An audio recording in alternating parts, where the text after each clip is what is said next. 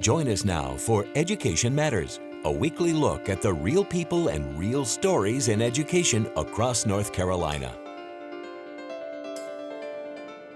Welcome to Education Matters, presented by the Public School Forum of North Carolina. I'm Keith Poston. Today on the show, we're going to talk with University of North Carolina President Margaret Spellings.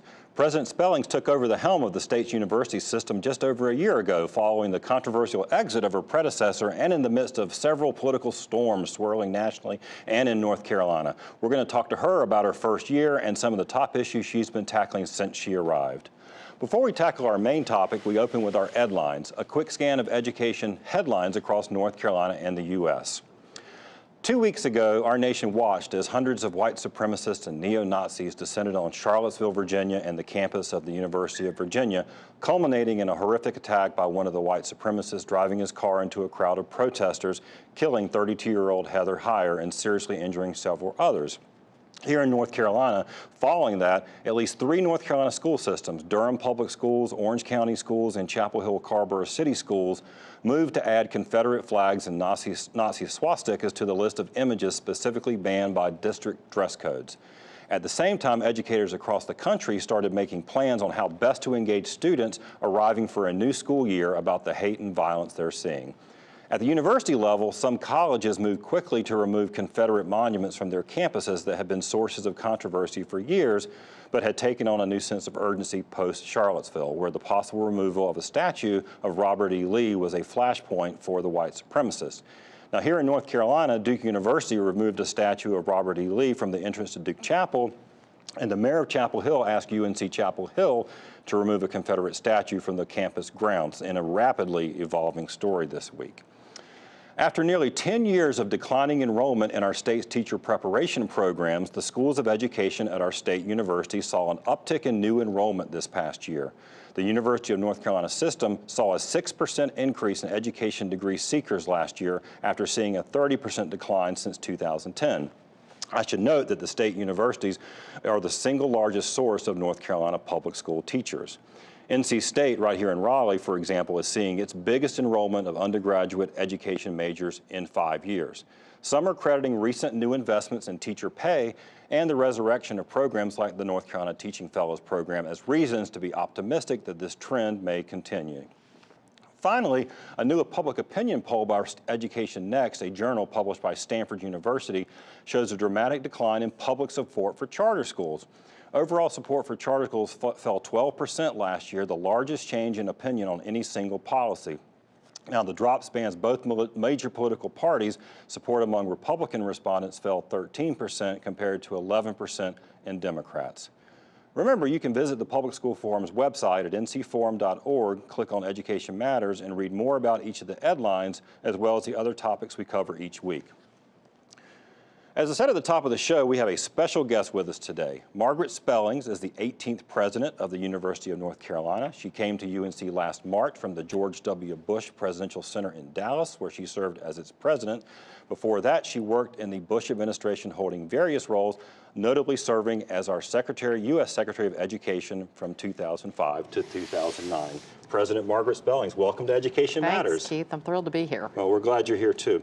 Well, I want to go ahead and ask you, I mentioned in our headlines, obviously you, like the rest of the country, watched all the horrific events in Charlottesville.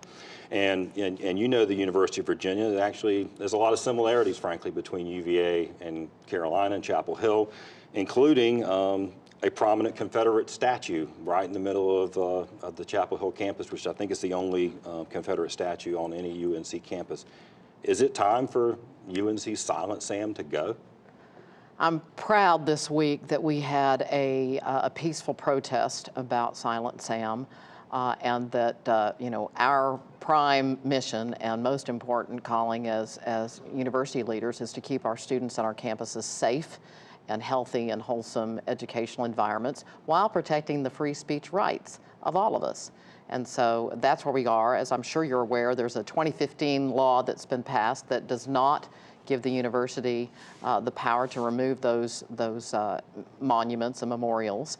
That's in the hands of the State Historical Commission, and so and our state legislatures. Right. So our job Mission one is to make sure that we have a safe learning environment for our students. As the UNC president, are you involved in discussions with Chancellor Folt or other stakeholders talking to students? I mean, it does seem like if discussion and dialogue is going to happen anywhere, it's going to be on a college campus, sure, right? and that's what happened this week.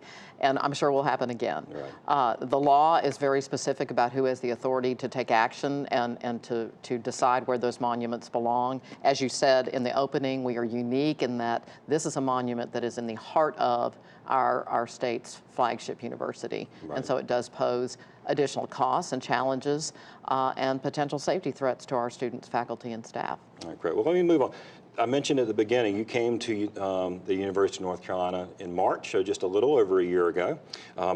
Now, talking about political turmoil, it's an interesting time in North Carolina. The HB2 fight, the circumstances of the former president's departure, General Assembly, the involvement in UNC, and that was an election year. Kind of an interesting one. So how did you set about tackling your role in that environment, and how's it been going?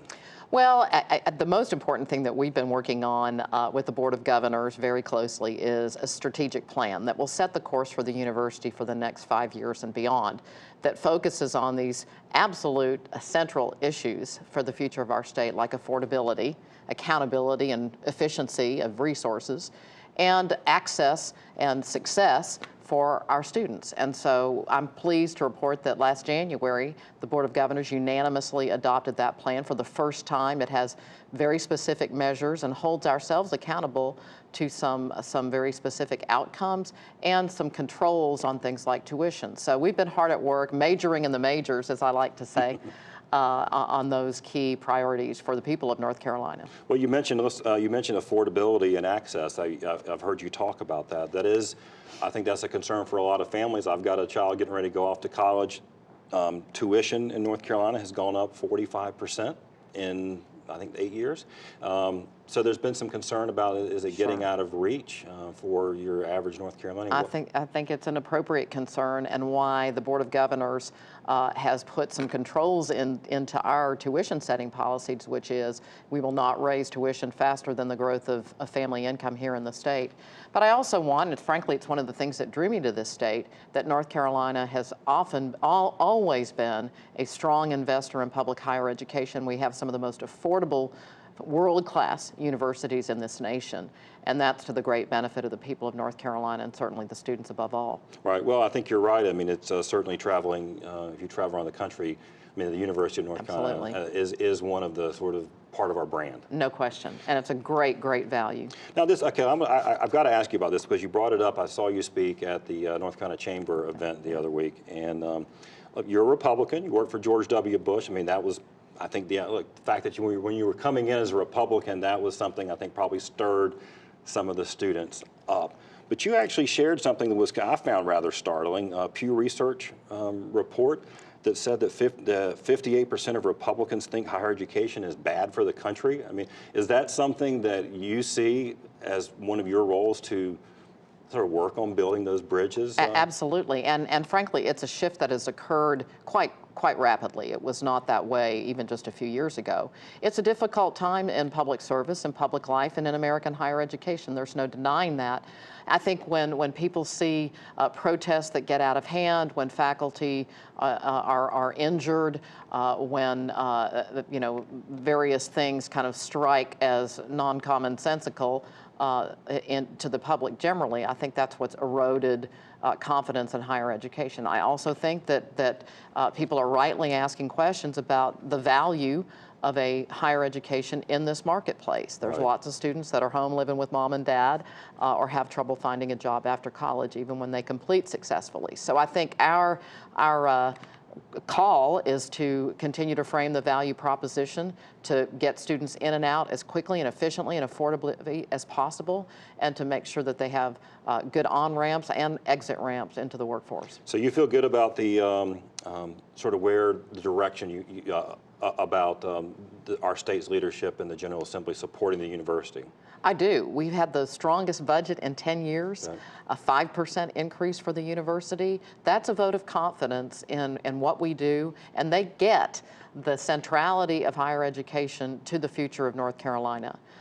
For example, I mean, we need, 3 times as many nurses in this state to meet the demands of this growing, aging, diverse population than we're producing in this state. And they understand that higher education is going to be the major driver of that demand being met. Great. Well, we're going to take a quick commercial break. When we come back, we're going to continue our conversation. I want to talk a little bit about, maybe a little bit more about college access, but also teacher preparation. University of North Carolina, as of course you know, is the largest source of public school teachers. So, but first, before we go to break, see if you can answer this question. What was the top major in the UNC system in 2015-2016?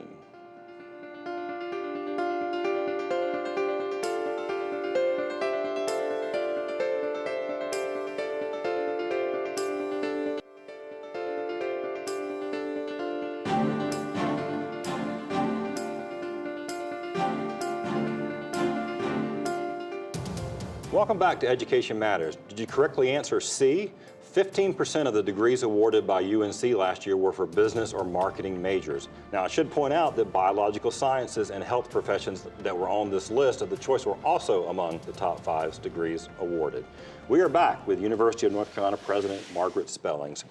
I just want to sort of tease off of that, the business marketing majors. You and I were political science majors, and there has been some discussion, and we hear so much about science and math and technology. Obviously, that's important, but are liberal arts majors still important? Absolutely. And, these binary discussions really are not very productive because, as we all know, the liberal arts teach us to think and write, communicate, to understand each other and where we come from, and on and on and on. It's also often an on-ramp to graduate education, to law schools and other programs. So you bet. Oh, good. And we've done okay for ourselves with our liberal arts degree. So, well, look, I wanted to mention that. But let me ask you, speaking of various degrees, teacher preparation.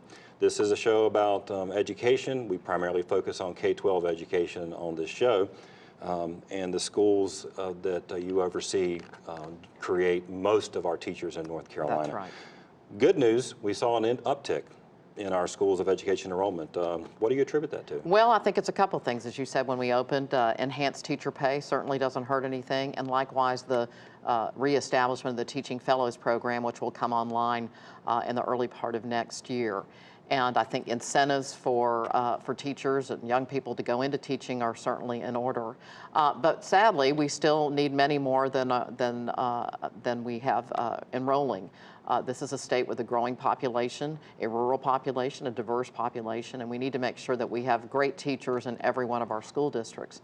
And we're going to have to do things like use technology and other means to make sure those needs are met. What are your, you obviously talk regularly with your deans, particularly in the schools of education. We've had a couple of your fine ones from NC State, UNC Wilmington on the show. Great. What are they telling you? What are they seeing? Are things that are working better for them that are making it more attractive for Well, I think some of the things that we talked about making it attractive certainly are at issue, but one of the things that's a really chronic problem is that students wash out fairly quickly often in teacher education. So they stay for 3 or 4 years and then say, hey, teaching's not for me. And so one of the things we can best do is make sure that our teachers are very skilled. When they get there, they can feel in command of their skill, of their practice, and of their subject so that they can be successful and stay. And those retention strategies really are as important as our recruitment strategies. Well, just like in business, it's easier to keep a customer. It's easier to, if you can keep a teacher, that's a big part of the pipeline. The pipeline is not just who's coming in. So absolutely. Now you're going to be, as the university, taking a little more of a foray into K-12 education directly. We haven't had someone on yet, but we want to talk about lab schools. Is that something that you see as a long-term strategy for the university, or how's that going to fit into your overall picture? The legislature has called on the university to create a number of lab schools throughout the system. We'll start a couple of them this fall. In fact, they're just beginning now, with a number to come next fall as well. And the theory of action behind it is really very, very good, and that is that we need to make sure that our teacher candidates have real-time preparation where they can meet those challenges immediately and really get that practice. Secondly, it also allows us to really, develop our students so that we can have some future customers who are qualified to be successful in higher education, those students coming out of those lab schools. And it allows us really to give back to our communities in very important ways. These are often low-income, at-risk students, and that's where the lab schools are. So we're excited about it. Yeah, we're looking forward to learning more about it and seeing how they work. I mean, we certainly, like you said, there's great need always need for innovation and trying things new. So, exactly. Now you mentioned about giving back to the community. University of North Carolina, overall, all of the campus, it's a major economic driver. I was looking at some numbers. I think I'm actually going to mention some in my final word. But how important is this university system to the future of our state and really the health of our economy? I like to think that it's one of the state's most important assets, maybe the most important asset. I mean, if we are in a global knowledge economy, we're in the knowledge business. And we know that far too few of our citizens have the requisite amount of post-secondary education to be successful in the workplace. And our mission and our aim is to change that. We are an importer of talent right now that's served us well. We're a growing, vibrant, economically successful state right now, but we need to make sure that we're educating our people to very high levels. What else, you mentioned the tuition sort of management control. What else is the state, what else is the university looking at to make college more of a reality and accessible to more people in North Carolina? Well, we need to make sure that students are very efficient in how they complete college.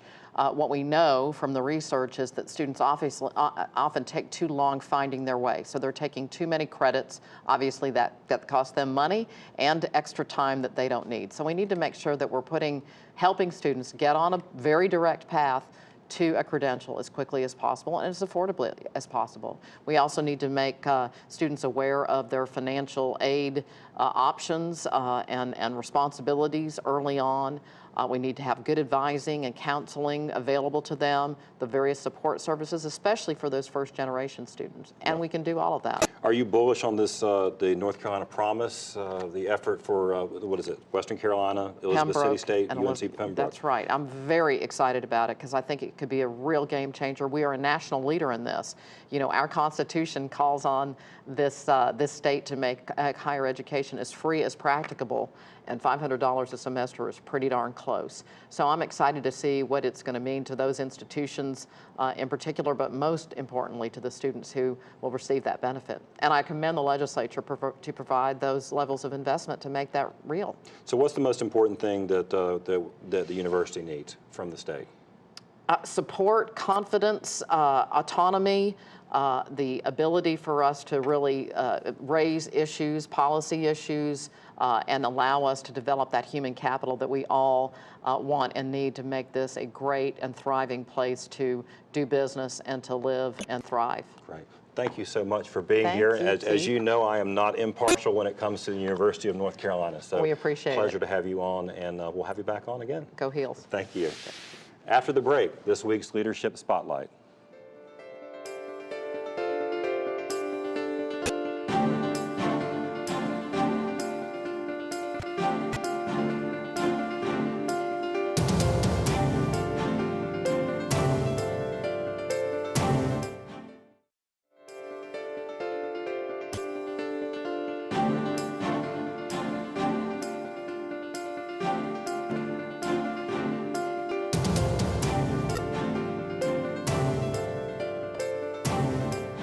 This week, Education Matters spotlights individuals demonstrating exceptional leadership in education in North Carolina based on nominations from you, our viewers. This week, we spotlight Wilson County Schools and Barton College.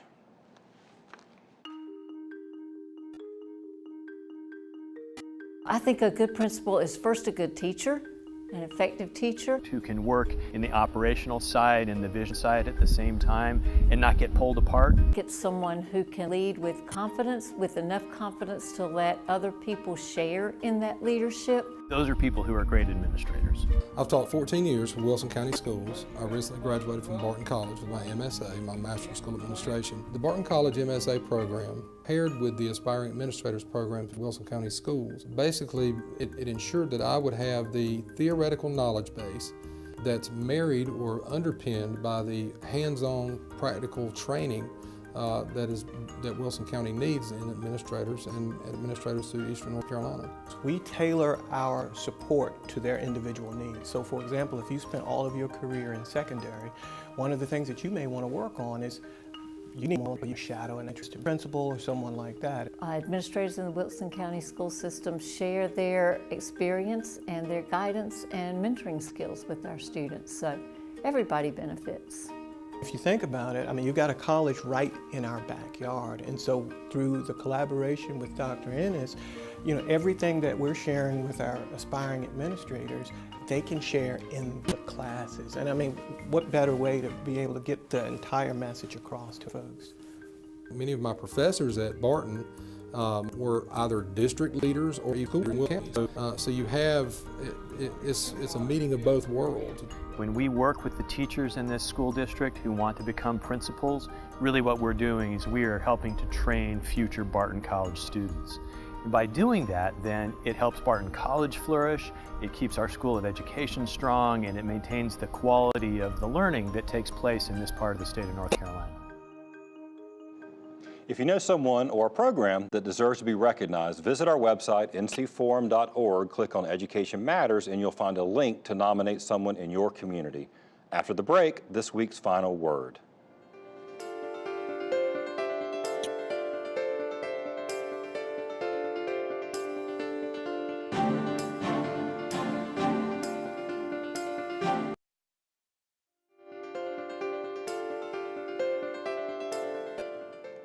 I can't pretend to be an unbiased observer when it comes to the University of North Carolina, in particular UNC Chapel Hill. I'm a proud Carolina alum, as is my wife, and my daughter is a senior at the North Carolina School of Science and Mathematics, which is another part of the UNC system. So I'm all in for the UNC system. But you know what? All North Carolinians ought to be. Our state university system is truly the envy of the country. The 16 college campuses that make up the UNC system are the heart of the economic engine of our state, and a huge part of our brand and positive reputation our state has historically enjoyed. 2 years ago, UNC authorized a study to quantify the economic impact of the university system on the state. Some of the numbers that came back were remarkable. The $9 billion the university spends in 1 year on payroll and operations created $27.9 billion in added state income. That's equal to 6.4% of the total gross state product of the state, or the equivalent of creating more than 400,000 new jobs. Now, given that kind of return, it's frankly baffling to me that UNC has had to fight so hard for adequate state investment over the past few years. President Spellings is correct that the budget passed this session is the best one in years for UNC. But honestly, that's not a high bar. Yeah, there was a modest increase in funding, about 1.5%. But when the budget totals are broken down per student and adjusted for inflation, the state will actually spend less per student in 2017 through 2019 than it did last year, and nowhere near what North Carolina invested per student before the Great Recession. Since 2008, enrollment in the UNC system has increased more than 18,000 students, while state funding per student has decreased by 14%, including more than $800 million in so-called flexibility cuts. So how have the universities made up for all this lost investment? One way is through tuition and fee hikes. Average tuition and fees at our state universities have increased almost 45% since 2008. 45%.